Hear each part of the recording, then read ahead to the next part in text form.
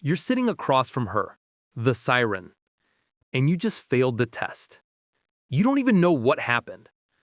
The conversation was fine, and then it wasn't. Maybe she made a joke that was a little too sharp. Maybe she questioned your ambition. A test, a probe, just to see what you're made of. And you flashed. You didn't get angry. You got worse. You got defensive. You started explaining. You could literally see the moment it happened. You could see the attraction die in her eyes, that subtle, cellular level shift. The light went out. She looked away, smiled that polite, empty smile, and in that instant, you ceased to be a man and became a problem. A nice guy. A jester. You are now sitting in the wreckage of your own performance, and your mind is screaming, "What the hell just happened?" I'll tell you what happened. She didn't just test you. She exposed you. She held up a mirror, and for one brutal, high-definition second, she saw the terrified 7-year-old boy performing as the man she was sitting across from. She saw your mask. And the second she saw it, it was over. You have been told that transformation is about becoming someone new, that it's about adding things, more money, more muscle, more game. This is the greatest, most catastrophic lie you have ever been sold. Transformation is not an addition. It is a brutal excavation. It is a war. It is the violent, necessary, and bloody murder of the false self you built to survive. It is the king inside you finally rising up to kill the martyr who has been piloting your body your entire life. Let's talk about that martyr. The original script calls him the persona, the false self. Let's call him what he is. He is the child king. He was born in the dark. He was born in the silence of a home where the real king, your father, was a tyrant or a ghost. He was born the first time you, as a child, looked into the eyes of a broken parent and a silent ancient contract was signed in your own blood. If I don't hold this all together, no one will. My needs are a burden. My authenticity is dangerous. And so, the real you, the wild, authentic sovereign king, was shoved into a dungeon. And in his place, you built a performer, a jester, a martyr. You built the good boy, the peacekeeper, the responsible one, the one who never asks for help, never makes a sound, and manages everyone else's emotions. You became a thermostat for your family's chaos, and the world praised you for it. You're so mature. You're so strong. They weren't praising you. They were praising your mask. They were applauding your performance. They were validating your cage. And now, 30 years later, you are still that performer. This is the sunk cost fallacy of your entire identity. You have spent decades investing in this martyr. You are the nice guy. You are the reliable one. You are the savior. And you are terrified to let him go because you have been convinced that the mask is you. To let it go feels like death. And here's the most brutal part. It's not just in your head. It is biological. The original script calls this the biology of expectation. This is the truth. Your beliefs are not just thoughts. They are instructions. They are the script your martyr reads from. When you believe you are the martyr, your entire physiology obeys. Your heart rate becomes anxious. Your posture collapses. The classic nice guy slouch. Your voice becomes higher, questioning, seeking approval. Your nervous system is wired for failure before you even begin the test. This is why affirmations are bullshit. This is why pretending is for children. You cannot pretend to be a king. The Saram knows. Her biology can smell the martyr's fear underneath the jester's performance. You cannot pretend. You must embody. Embodying says, I am not pretending to be a king. I am excavating the king who was always here. I am murdering the martyr who buried him. This is the war. The original script calls the false self a mask. This is wrong. A mask is dead. The martyr, the shadow you built, he is alive. And he does not want to die. This is the ego death they talk about. It is not a gentle unfolding. It is not a peaceful loosening. It is a violent psychological civil war. The anxiety you feel, the depression, the turbulence, the chaos, that is not you breaking. That is the sound of the battle. That is the sound of the martyr, your false self, your inner nice guy, screaming as the king finally puts a blade to his throat. This is the true law of emotional conservation.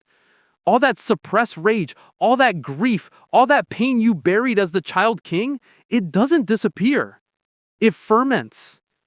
And in this war, it all comes rising to the surface. This is the real transformation. It is not cinematic. It is not clean. It is you, alone in a dark room at 3 a.m., drowning in the grief of your own unlived life. It is you facing the ghost of the martyr you have been and making a choice. This is the true threshold the original script mentions. You are standing at that threshold right now. The martyr example, the failure with the siren, that was the call to arms. You have two choices. You can retreat. You can put the martyr's mask back on. You can go back to being the good guy. You can live in the comfortable, suffocating, lonely cage of your sunk cost. You can die as a performance. Or you can fight. You can choose to walk through the fire. You can choose to kill the martyr. But here's the cliffhanger. Here is the terror that stops 99% of men. When you decide to kill the martyr, he will fight back. He will use your own voice. He will use your own memories. He will flood your mind with every single failure, every single rejection, every single heartbreak.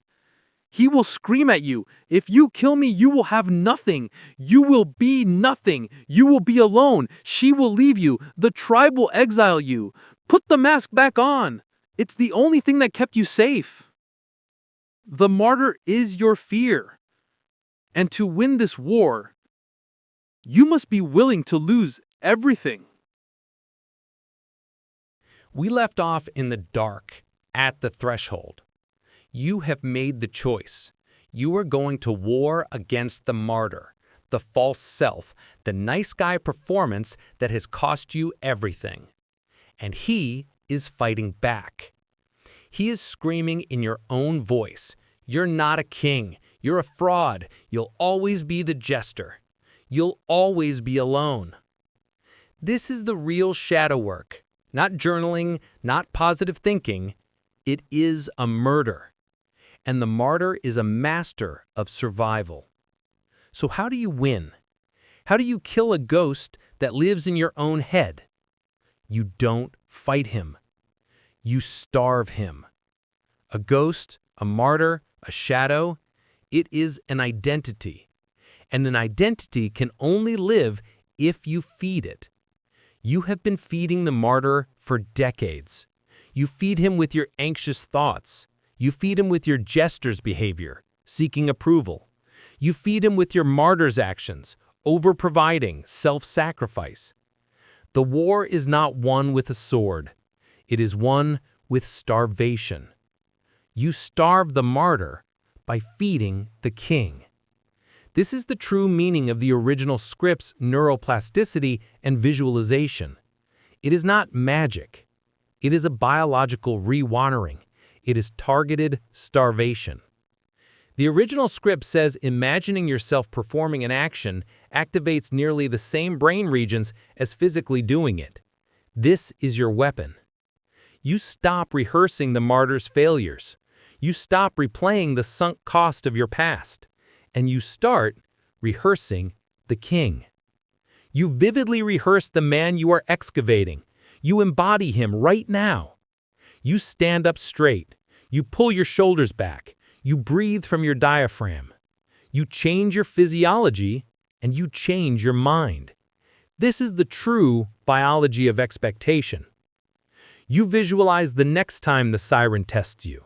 You see her eyes, you hear her challenge, and you rehearse not flinching. You rehearse the calm, you rehearse the stillness, you rehearse the amused king's frame. You do this every day. You are not affirming, you are building. You are carving new neural pathways. You are starving the martyr's pathways, and you are feeding the king's pathways. This is the quiet, consistent courage the original script mentioned. This is the real shadow work. And this is where the true ego death happens. The martyr will panic. As he starves, he will scream. This is the turbulence. This is the anxiety at 3 a.m. This is the rage. This is the grief. This is the law of emotional conservation. It is the emotional backlog of the child king, finally erupting as the martyr dies. You do not fight this. You do not run from it. You sit in the fire. You observe the martyr's tantrum. You witness his fear, and you let him burn. And what about the tribe? The martyr is terrified of disappointing people. Your mother loved the martyr. He was her therapist. Your jester friends loved the martyr.